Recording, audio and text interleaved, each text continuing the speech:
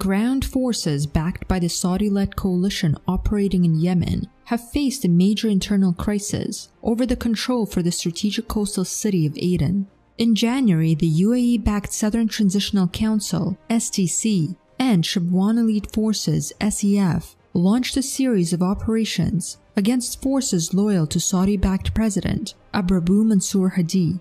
Since then, the SEF and the STC have captured a major part of Aden, including the nearby military facilities, as well as the city of Ataq, the capital of the province of Shabwa. Pro-Hadi forces were not able to put up a significant resistance to their opponents, even with air support from Saudi Arabia's Air Force. Thus, the UAE and its allies on the ground further expanded their influence in southern Yemen, while the Saudi-backed Yemen government was put on the verge of the collapse. The Yemeni capital, Sana'a, is controlled by the Houthis, so President Hadi and the Saudi-backed government used Aden as their own capital.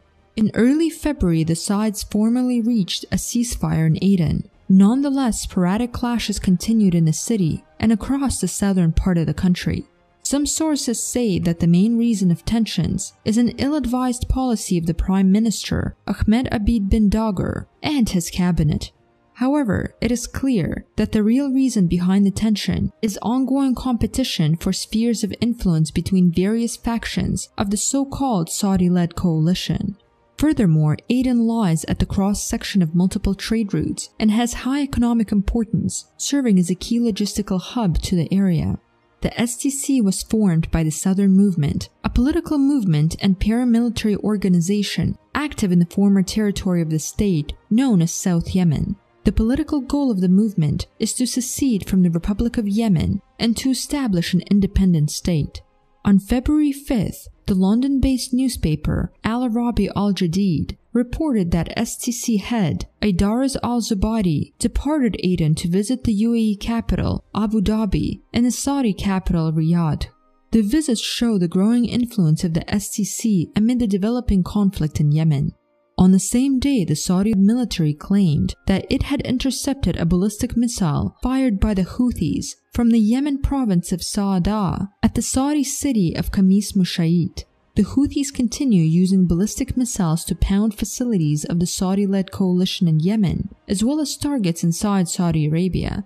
This shows that efforts of the Saudi-led coalition to destroy stockpiles and arms depots of the Houthis across the country resulted in little effect, most likely because of a lack of the reconnaissance on the ground.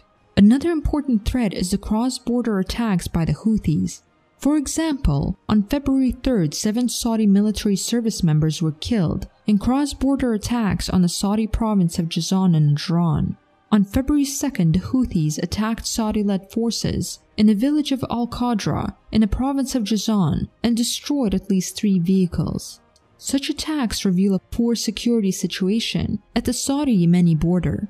On the other hand, the Saudi-led coalition and its local allies were able to develop momentum against the Houthis in the area of Taiz and south of the port city of Hudaydah. Right now, the most intense fighting is ongoing west of Taiz.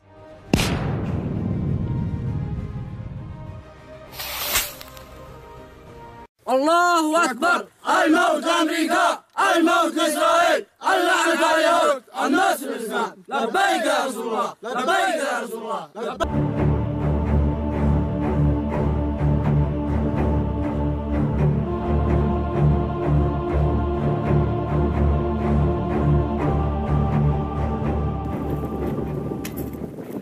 بسم الله قاسم الجبارين وما رميت إذ رميت ولكن الله رمى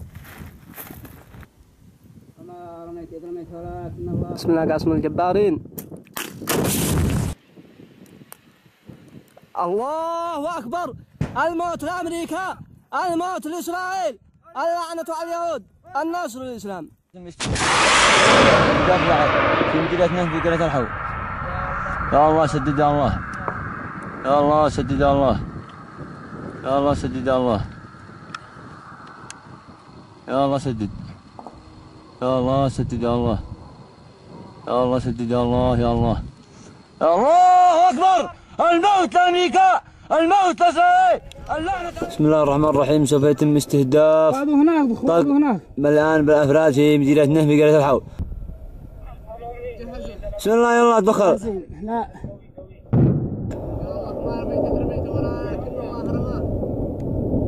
سوف يتم استهدافه من قبل الجيش واللجان الشعبية بعون الله.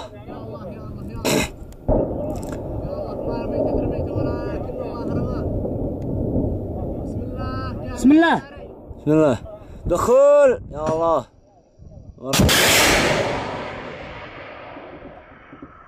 يا الله يا الله سدد يا الله. يا الله يا الله يا الله يا الله يا الله يا الله يا رب يا الله يا الله. الله أكبر. الموت لأمريكا، الموت لإسرائيل، اللعنة على اليهود، النصر للإسلام. لك الحمد ربي، لك الحمد الله، لك الحمد الله، لك الحمد الله، لك الحمد الله، لك الحمد لك الشكر. يحرقوا يحرقوا يحرقوا حرق حرق يحرقوا. يا من الأفراد يلقطون الجثث، وهذا سبحان الله. نحمد الله ونشكره، نحمد الله ونشكره. لك الحمد لله، لك الحمد لله. يا من الأفراد يلقطون الجثث.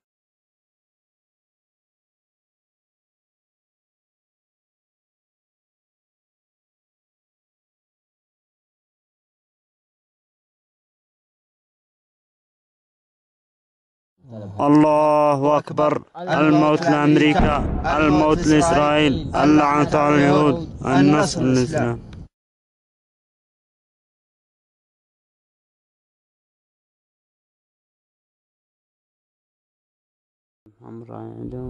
وموته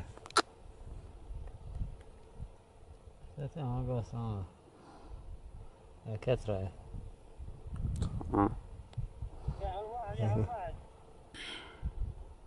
أزيد.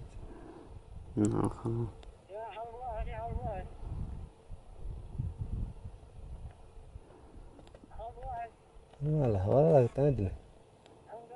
الله أكبر. الموت لأمريكا، الموت لإسرائيل، اللعنة على اليهود، النصر للإسلام. مع استهداف الآليات سالف موجه عن الله سبحانه وتعالى. الله المسدد.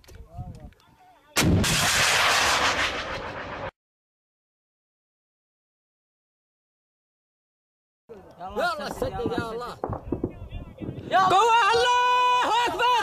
الموت لأمريكا، الموت لإسرائيل، اللعنة على اليهود، النصر للإسلام. بعون الله سبحانه وتعالى تم إحراق آلية مدرعة في منطقة الخنجر بعون الله سبحانه وتعالى وفضله وتسديده.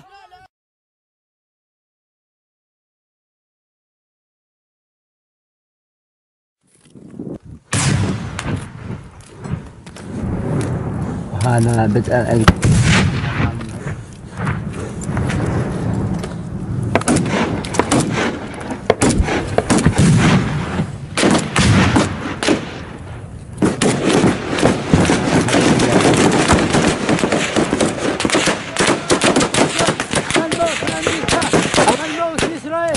هذا الجندي يستدح بإذن الله. هؤلاء الجنود يشهدون من الموقع. كملوا من هي. هذا أحد القتلى.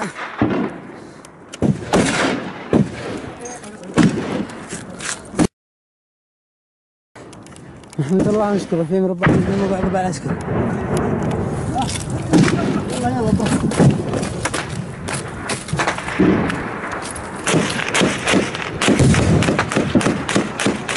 اللعنة على اليهود، النصر للإسلام. الله أكبر. الموت لأمريكا، الموت لإسرائيل، اللعنة على اليهود، النصر للإسلام. الله أكبر. الموت لأمريكا، الموت لإسرائيل، اللعنة على اليهود، النصر للإسلام. الله أكبر. الموت لأمريكا، الموت لإسرائيل، اللعنة على اليهود.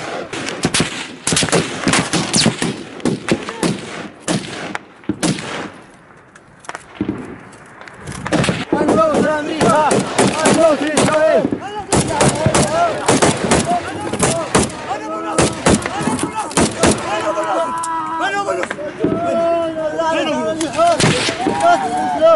الله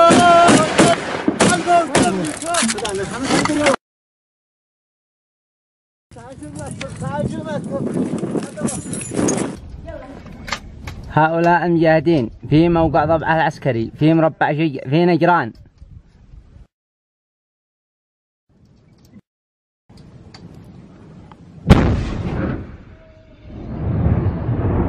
قوة قوة.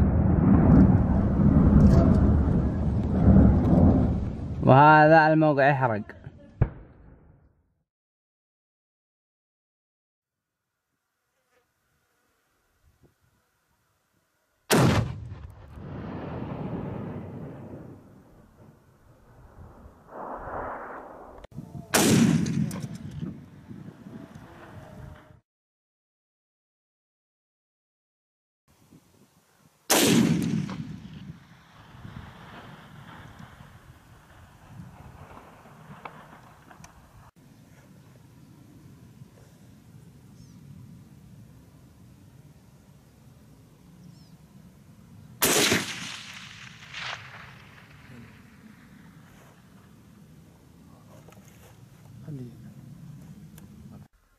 هذا أحد المنافقين في ليبيا.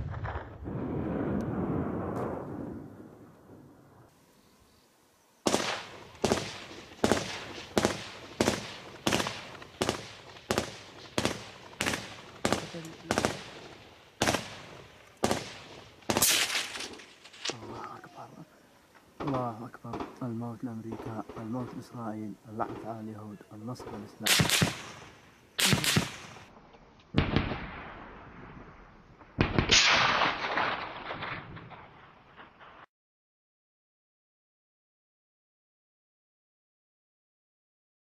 المتون مع الزاهر ما نزلناه، والوعد يا نهل راس النقل. خبي ليهم للجبال المطلة عنا سند يوشنا بايسين. المتن مع الزاهر ما نزلنا، والوعد يا نهل راس النقل. لن يفيد اعلامكم والمجلة نصرنا.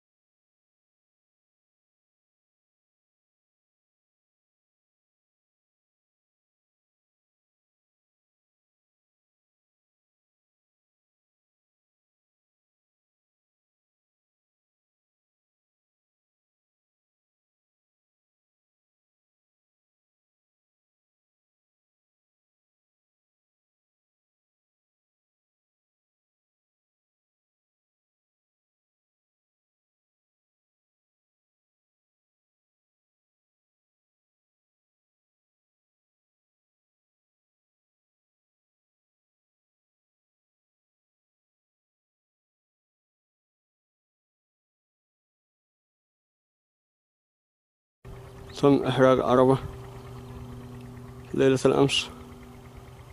اللهم لك الحمد والشكر، اللهم لك الحمد والشكر.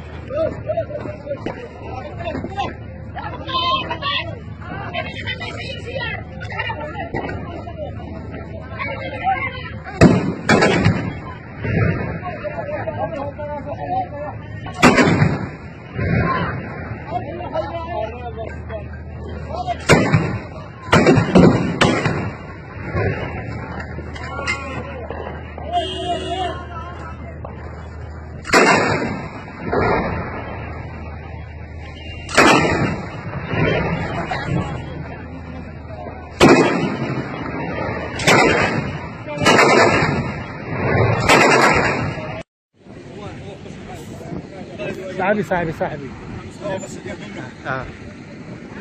صاحبي يقول له كلكم اهلنا يقول لي صاحبي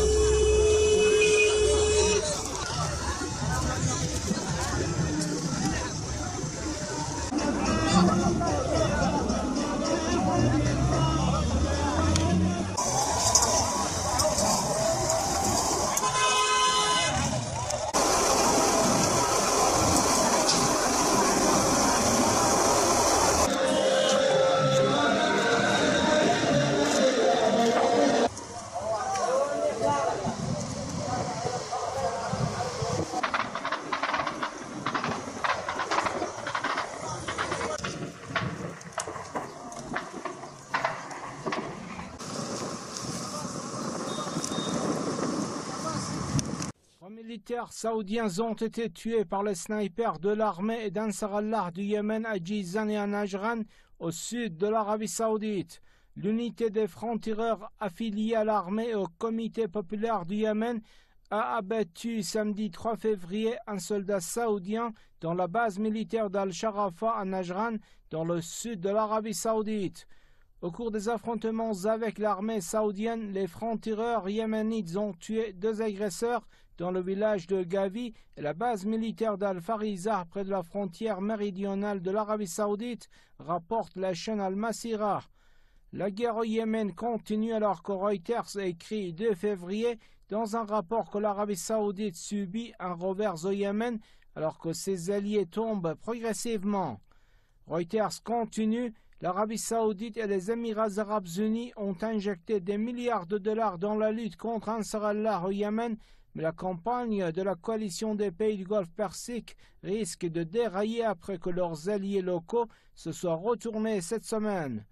L'agence de presse anglaise signale « Ce fut un sérieux revers pour la coalition dirigée par l'Arabie Saoudite, dont les milliers de frappes aériennes n'ont jusqu'à présent pas réussi à remporter la victoire sur les combattants d'Ansar Allah. » Riyad et ses alliés rêvaient la victoire au Yémen, où ils sont toujours soutenus par les armes et les services de renseignement américains, indispensables pour contrer l'influence croissante de l'Iran au Moyen-Orient, une priorité pour le prince héritier saoudien Mohammed bin Salman. Mais les perspectives de la coalition ont été assombries après notamment des différends éclatés entre Riyad et Abu Dhabi dans le sud du Yémen. Pour rappel, le dernier bilan publié par l'armée yéménite fait part de la mort de 72 militaires saoudiens et de 174 mercenaires pro-Riyad en janvier lors de la guerre avec l'armée yéménite et les forces d'Ansar Allah. La guerre au Yémen se poursuit. Reuters a prévu un grand revers pour la coalition pro-saoudienne face à l'armée et la résistance populaire yéménite. Cela intervient alors que les alliés locaux du régime saoudien se détournent de lui, ce qui pourrait coûter très cher à l'agresseur.